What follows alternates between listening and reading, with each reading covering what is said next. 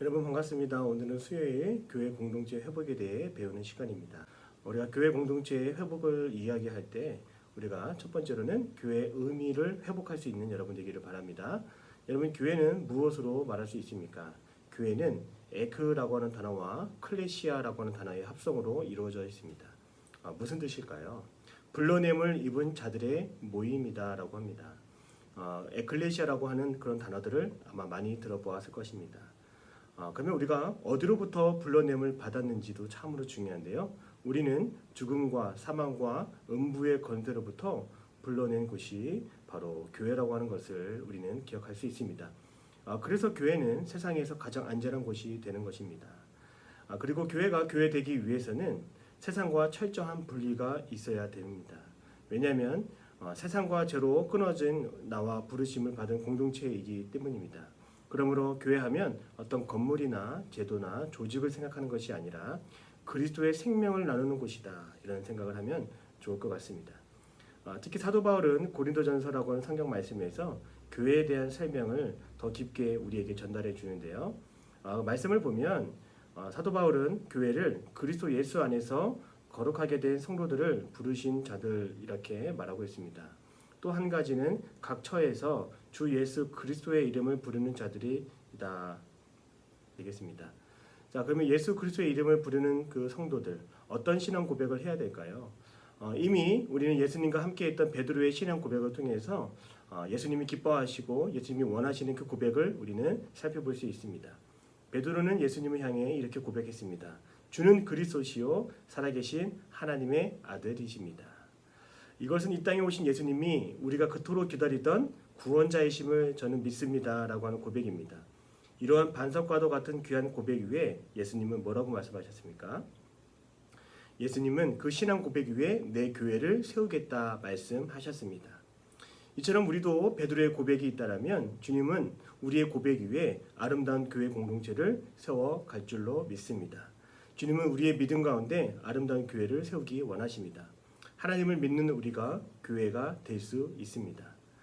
이런 이야기들을 아마 많이 들어보았을 것입니다. 그러나 우리 청년부 수련회 안에서 다시 한번 교회의 의미를 다시금 생각할 수 있는 귀한 시간 되기를 바랍니다.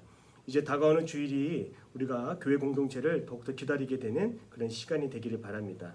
교회에 나와서 믿음으로 우리의 진정한 신앙 고백을 드릴 수 있는 저와 여러분이 되기를 바랍니다. 두 번째로 우리는 거룩을 회복해야 됩니다. 우리는 교회 밖에서는 청년이다라고 하는 말을 듣지만 교회 안에서는 성도라라고 하는 그런 이름을 우리는 듣게 됩니다.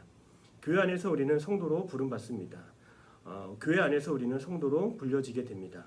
성도는 거룩한 사람을 의미하는데요. 그것은 내가 거룩하기 때문이 아니라 거룩하신 하나님이 나를 구분하여 부르셨기 때문에 우리는 거룩하다 말할 수 있습니다.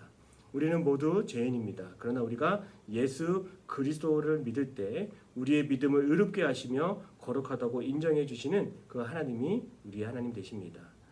또한 교회가 거룩한 것은 예수 그리스도께서 교회의 머리가 되기 때문입니다.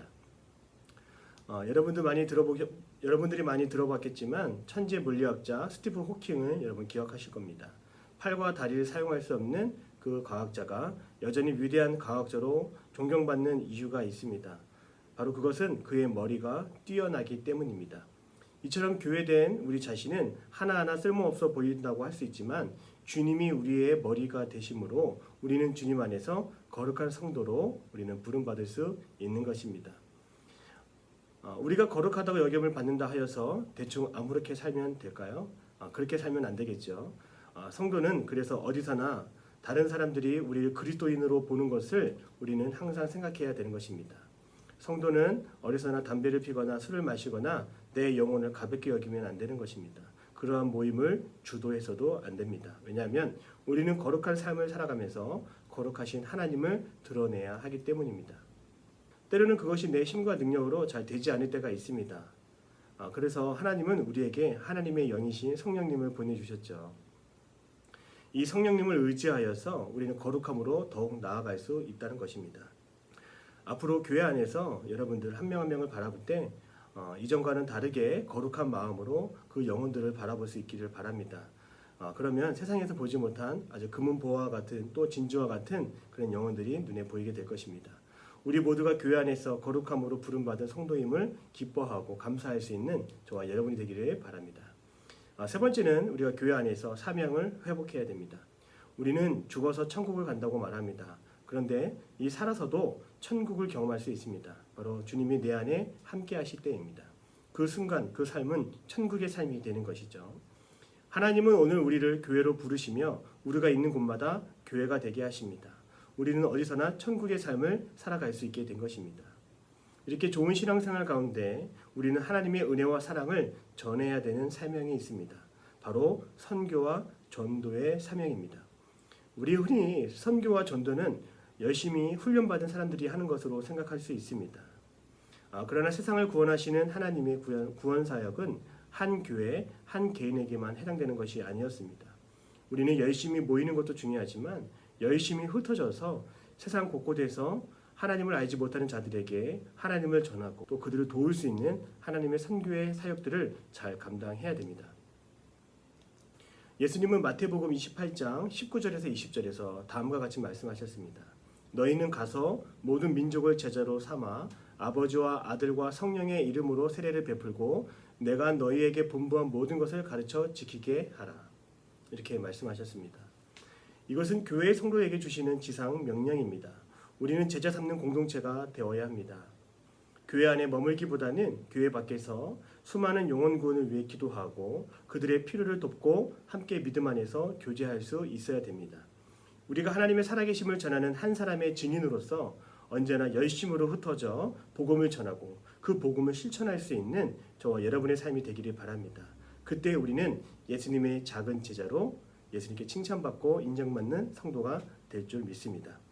이처럼 전도와 선교는 우리 신앙인들에게 있어 우리에게 던져진 미션이며 삶의 과제라고 할 수 있습니다. 하나님 앞에 복음의 증인으로서 부끄럽지 않은 신앙의 삶을 살아갈 수 있는 저와 여러분의 삶이 되기를 바랍니다. 감사합니다.